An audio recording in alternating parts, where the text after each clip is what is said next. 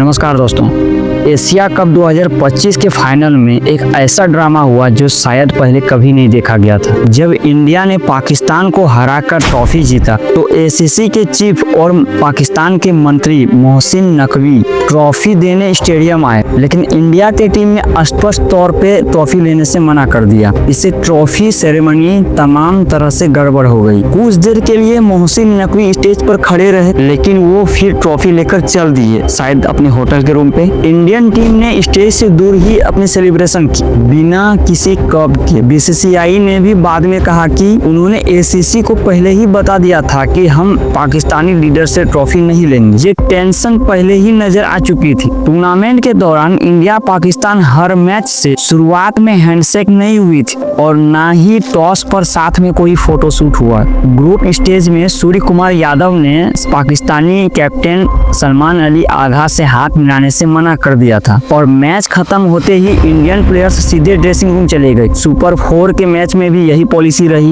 Indian players ने ground छोड़ते वक्त अंपायर्स के अलावा और किसी से हैंडशेक किया ही नहीं। पाकिस्तान ने इसको बहुत बुरा माना। पाकिस्तानी कैप्टन सलमान अली आगा ने इसे क्रिकेट की रूह के खिलाफ कहा। पहले भी इंडिया पाकिस्तान के मैचेस हुए हैं, उसमें मेरे ख्याल से इससे भी ज़्यादा चीज़ें थोड़ी कह लें कि हालात ख़राब थे, लेकिन तब भी हैंडशेक होते थे। तो हैंडशेक ना होना मेरे ख्याल से वो क्रिकेट के लिए अच्छी चीज़ नहीं है। मोहसिन नकवी ने भी आईसीसी में रेफरी के खिलाफ शिकायत की कि उन्होंने इंडियन प्लेयर्स को हैंडशेक न करने को कहा है, जो इंडिया ने साफ तौर पर झूठ बताया। ओवरऑल इंडिया की नो हैंडशेक पॉलिसी ने मैच के बाहर भी दोनों टीम्स में खिंचाव दिखा दिया। ऑन फील्ड ड्रामा में और भी चीजें हुई। पाकिस्तान के ओपनर बैट्समैन साहिबजादा फरहान ने इंडिया के खिलाफ हाफ सेंचुरी बनाने के बाद गन सेलिब्रेशन किया, जिसे कई लोग एक प्रतिक्रियात्मक और अनुचित जेस्चर मानते हैं और इस पर आईसीसी ने उसको सिर्फ वार्निंग दी, क्योंकि ऐसा पहले होता रहा है। आईसीसी ने पहले किसी को सैंक्शन नहीं किया। फरहान ने बाद में कहा कि उनकी पख्तून कम्युनिटी में ये एक पारंपरिक सेलिब्रेशन है और ऐसा सेलिब्रेशन विराट कोहली और एमएस धोनी भी करते आए हैं। और आपने बात की तो वो तो लगेंगे, आगे भी आपको इंशाल्लाह नजर आएंगे। और वो तो जस्ट एक मोमेंट था उस टाइम। मैं सेलिब्रेशन बहुत कम करता हूँ 50 पे, तो माइंड में अचानक से आया कि आज एक सेलिब्रेशन करते हो, वो मैंने कर दिया और मुझे पता नहीं कि लोग क्या लेंगे। और दूसरी तरफ पाकिस्तानी फास्ट बॉलर हरीश राउफ ने भी पहले मैच में 6-0 गेस्चर और प्लेन डाउनिंग गेस्चर किए, जिस पर आईसीसी ने उनकी फीस का 30% थोपा। बीसीसीआई ने आईसीसी से कंप्लेंट की थी दोनों गेस्चर को लेके। इन सब से मैच में एक अलग सा वाइब बन रहा था, जिसमें हर एक छोटी सी चीज पर पॉलिटिकल सेंटिमेंट जजेस हो रहे थे। एशिया कप के दौरान और भी कई पॉलिटिकल मोमेंट्स हुए। इंडियन फैंस ने स्टेडियम में भारत माता की जय के नारे लगाने लगे थे जब पाकिस्तानी खिलाड़ियों ने ट्रॉफी प्रेजेंटेशन के लिए न आने की वजह से स्टेज खाली कर दी थी। मैच के बाद पाकिस्तानी प्लेयर्स जब ड्रेसिंग रूम से निकले तो क्राउड इंडिया के गीत गुनगुना रहे थे।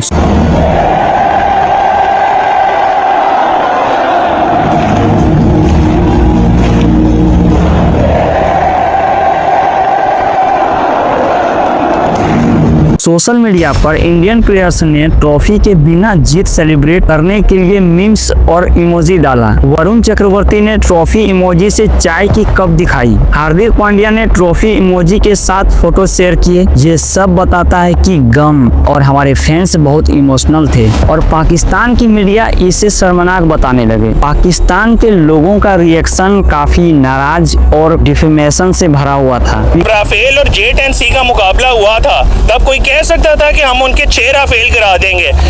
हौसला दिखाया था ना पाकिस्तान एयरफोर्स ने, पीएफ ने। तो यार आप भी थोड़ा सा अपना दिल गुर्दा दिखाओ, थोड़ा सा जोश दिखाओ, थोड़ा मैदान में आओ, लड़ो उनके साथ। बीसीसीआई ने क्लियरली बोला कि हमने ट्रॉफी ना लेने का फैसला मोहसिन नकवी से ही किया था। बीसीसीआई सेक्रेटरी देवजीत सकई ने कहा, हम ट्रॉफी उस आदमी से नहीं लेंगे जो पाकिस्तान के नेता भी हैं। उन्होंने नकवी से मेडल्स और ट्रॉफी वापस करने को भी कहा और नवंबर में दुबई में आईसीसी से इस हरकत के खिलाफ सख्त प्रोटेस्ट की बात की। एसीसी चीफ मोहसिन नकवी ने तो खुद अपनी जुबान खोल के कुछ जवाब तो नहीं दिया, लेकिन एक सोशल मीडिया पोस्ट में मोदी को जवाब दिया, अगर जंग ही आपका गर्व है तो हमने हमेशा जीत पाकिस्तान की। क्रिकेट मैच ही, लेकिन सच नहीं बदलेगा। पाकिस्तानी कैप्टन सलमान अली आगा ने भी अपनी स्टैंड से हिट किया। उन्होंने कहा मोहसिन नकवी ने जो किया वो उनका अधिकार था, लेकिन उसके बाद सलमान अली आगा ने नो हैंडशेक पर टीम की निंदा की और कहा कि ये क्रिकेट की मर्यादा के खिलाफ है और तो हैंडशेक ना होना मेरे ख्याल से वो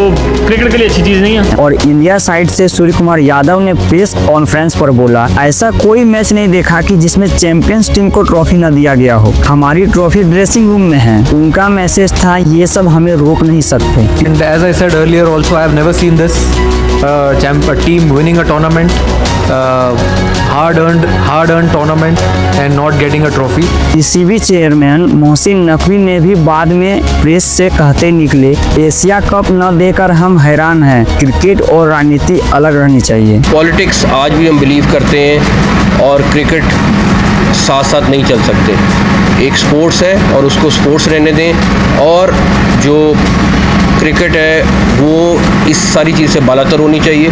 अब सबसे बड़ी बात थी एशिया कप, ये सब किस माहौल में हो रहा है। पिछले कुछ महीने पहले भारत और पाकिस्तान के बीच बहुत ज़्यादा तनाव था। अप्रैल 2025 में कश्मीर के पहलगाम में एक भयानक अटैक हुआ था, जिसमें 26 टूरिस्ट मारे गए, जिसमें भारत ने इसके जिम्मेदार पाकिस्तान बेस्ड टेररिस्ट को बताया और तुरंत जवाब में 7 मई को ऑपरेशन सिंदूर शुरू किया। पाकिस्तान के मिलिट्री कैंप पर कुछ मिसाइल स्ट्राइक हुआ, ये 4 दिन तक चला और इसके बाद पाकिस्तान को इसका हार का सामना करना पड़ा और इसी बैकग्राउंड में मैच खेली गई। पीएम मोदी ने फाइनल के बाद ट्वीट पर कहा, ऑपरेशन सिंदूर और खेल क्षेत्र पर परिणाम वही, इंडिया जीती। और उनकी इस बात पर अंदर ही अंदर खुशियां भी थी और कुछ हरजाई भी हुई। कांग्रेस ने ट्विटर पर सवाल उठाया कि अगर ऑपरेशन सिंदूर चल रहा था तो मैच क्यों खेला। महाराष्ट्र कांग्रेस लीडर सकपाल ने भी मोदी को क्रिटिसाइज किया कि हर चीज पर राजनीति घुस लेना ठीक है क्या। पाकिस्तान में इस सिचुएशन को नेशनल प्राइड की जीत माना गया। उनको लगा इंडिया फिर भी जीत गया क्योंकि हर चीज में ऑपरेशन सिंदूर बोल दिया गया। यानी इस मैच में दोनों देशों का पूरा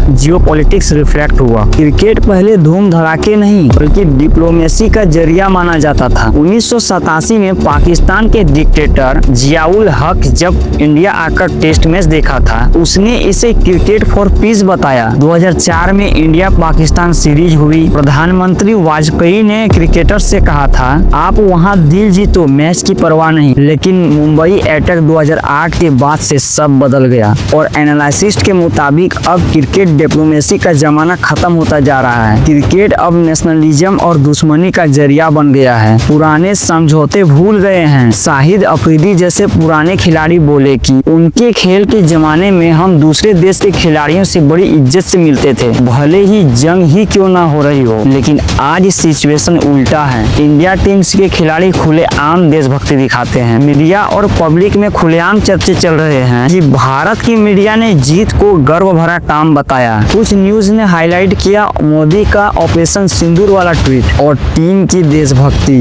और कुछ अपोजिशन लीडर ने इसे खेल से ज्यादा राजनीति बताया और पाकिस्तानी चैनल में इसी बीसीसीआई का ड्रामा और शर्मनाक ट्रॉफी स्नब के रूप में दिखाया। लोगों के सेंटिमेंट्स भी उल्टे रहे। कुछ इंडियन फैंस ने वायरल मीम्स बनाए।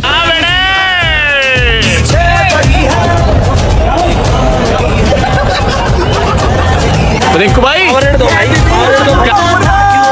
बताओ यार, क्या डालते हो यार।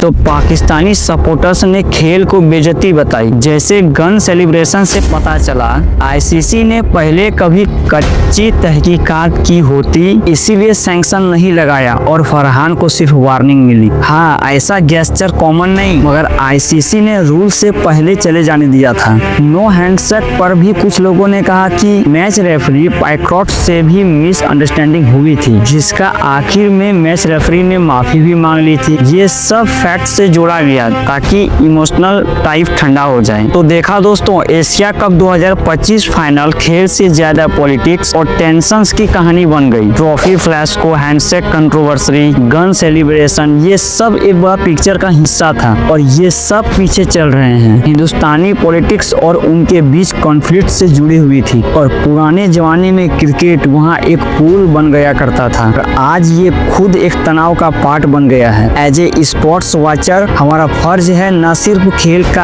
आनंद लेना बल्कि सच समझना। और आगे चले तो ये सवाल रहेगा, ऐसी राजनीति और उनके बीच खेल ये कब तक साफ रहेगा। एशिया कप का ये लेस ट्रॉफी ड्रामा एक नई सोच दे गया है कि आइए मिलकर ये समझते हैं कि खेल के पीछे किस कदर गहरी कहानी है। बहुत बहुत धन्यवाद।